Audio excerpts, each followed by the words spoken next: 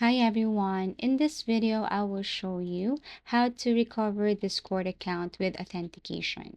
So as you can see, I am now in Discord, and in order for you to log in, you just have to add your email or your phone number and then your password. If you have enabled your authentication, then it will send a code to your email address, to your Google Authenticator, or your phone number before you can log in. And this one is indeed very important for privacy purposes.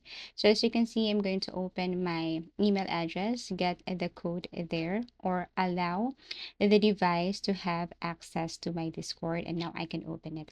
So if you want to enable authentication on your Discord, what you're going to do here is just go to this settings or gear icon, tap this one, and then you have to scroll down. As you can see, there's this enable authenticator application. All you have to do is to click this and follow these steps in order for you to enable Discord account authentication. So basically, you just have to simply download your Google Authenticator. You can scan this code right here or enter the code and then add the code that they have sent to your Google Authenticator.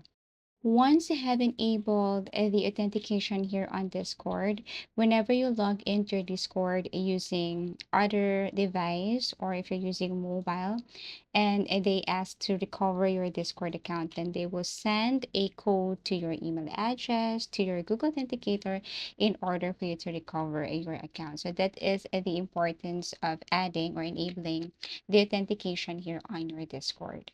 So if they have sent to your Google Authenticator, all you have to do is to open that, look for the Discord, and then enter the code that they have sent to your Google Authenticator. And that's how to recover Discord account with authentication.